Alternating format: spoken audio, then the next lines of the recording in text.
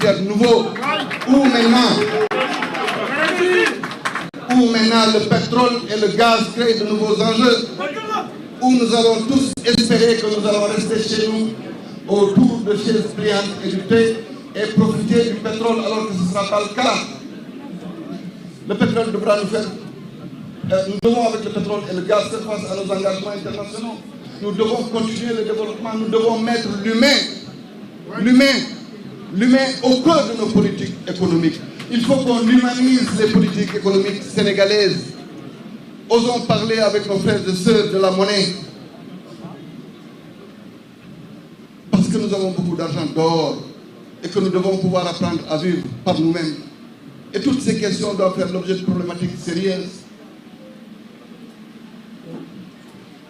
Sénégalaises, Sénégalais, ce qui nous importe aujourd'hui, donc comme je l'ai dit, c'est de consolider cette dynamique de paix, de renforcer la concorde entre les Sénégalais et de veiller scrupuleusement à la sécurité de notre pays.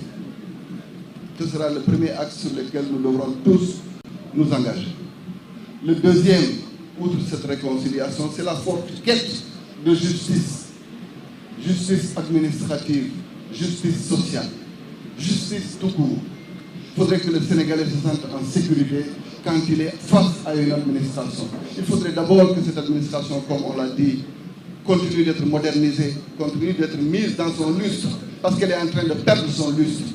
Et que cette administration soit le levier sur lequel nous nous appuyons pour moderniser notre pays. Et cette administration, c'est elle qui est dans les écoles, dans les hôpitaux, partout dans le Sénégal pour servir le Sénégal.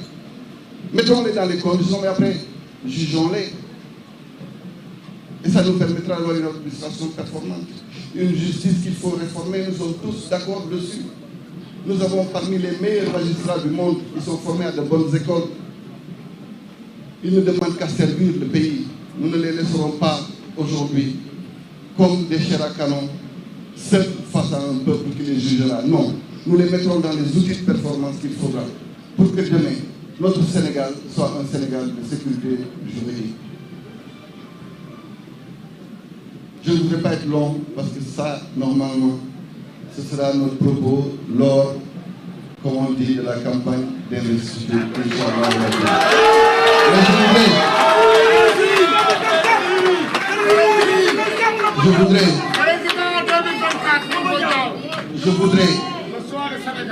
Je voudrais parce que je suis un homme reconnaissant. Je ne suis pas ingrat. Et au nom de cette reconnaissance, rendre un hommage appuyé à un homme que j'ai respecté, aimé, adulé. Je voudrais parler du président Macky Sall.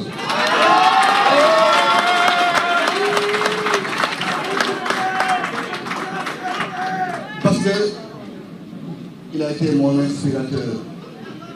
C'est cet homme qui a pensé à l'équité sociale. En innovant, en apportant un package novateur sur les questions sociales et qui a créé enfin une vraie institutionnalisation de la politique sociale dont on a besoin au Sénégal et sur laquelle nous devons nous adosser. Et je l'ai dit, je pense, à la 7TV la dernière fois, excusez-moi pour les autres confrères, j'ai dit que même si vous héritez de votre père, vous apporterez votre doche nouvelle. Et donc, cette politique sociale qui a été lancée par Macky Sall et qui soulage beaucoup de Sénégalais en situation de vulnérabilité, cette politique sociale mérite d'être renforcée. Mérite d'aller vers les paysans, vers les éleveurs, vers les pêcheurs, vers les artisans, de façon à ce que nous puissions promouvoir un revenu unique qui va être distribué à chaque ménage pour qu'à ce niveau-là, le paquet social soit une effectivité pour tous les Sénégalais. C'est cet homme Macky Sall qui m'a inspiré pour avoir cette belle ambition pour mon pays. Parce qu'il avait compris que l'équilibre entre les terroirs, entre les territoires, devait être une réalité. Et la pertinence de certains projets comme le PUDC, comme le PUMA, comme Promovi, viennent à souhait, comme je le dis, confirmer que c'était une belle vision pour notre pays. Parce que beaucoup de localités ont enfin connu l'électricité, ou l'eau, ou les voies bitumées. Je voudrais lui rendre cet hommage. Je voudrais, par son compagnonnage avec moi aussi, lui rendre un bel hommage pour tous les efforts qui ont été faits et au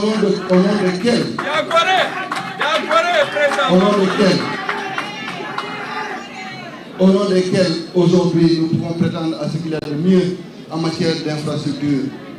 Au point d'ailleurs que pour la plupart du temps, quand on débat sur Macky Sall, on ne parle jamais du bilan matériel parce qu'ils en ont tous peur, parce qu'on sait qu'il a fait son devoir pour le Sénégal.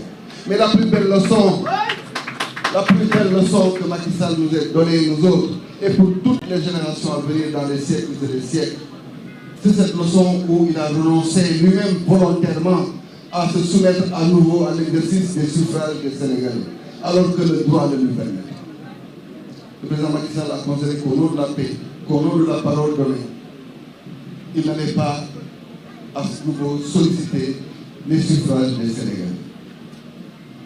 Quelle belle leçon de patriotisme.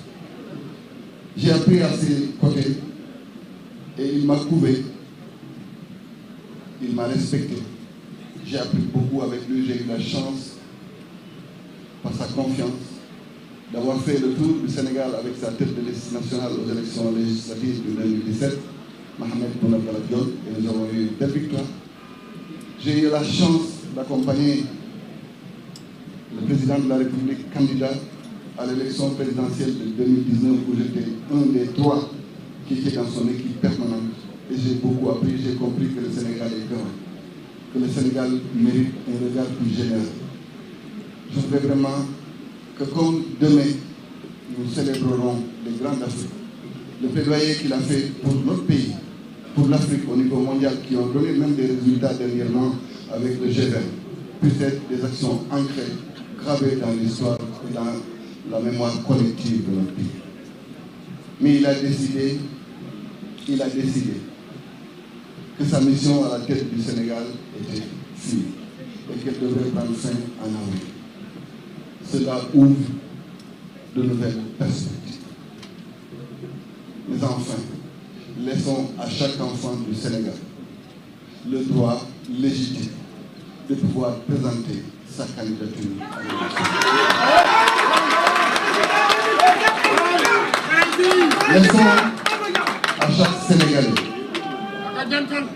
à chaque Sénégalais qui en a le droit la possibilité de dire sa vision pour le pays. Et laissons enfin le peuple roi son pouvoir divin, j'allais dire, de décider de qui va présider aux destinées du Sénégal. Et nous autres, hommes politiques de tous bords, profitons de cette période pour amener la paix dans les cœurs. Profitons de cette période pour réconcilier les Sénégalais. Profitons de cette période pour donner un nouvel espoir à notre jeunesse. Profitons de cette période pour poser des vrais débats. Que les Sénégalais refusent d'écouter ceux qui sont toujours dans l'insulte. Et qu'enfin, celui qui a le meilleur projet pour le pays, puisse triompher, Inch'Allah. Au nom de tout ça, j'accepte solennellement votre invite à me présenter au nom de la coalition pour un Sénégal nouveau, donc de porter le flambeau de la coalition pour le Sénégal nouveau.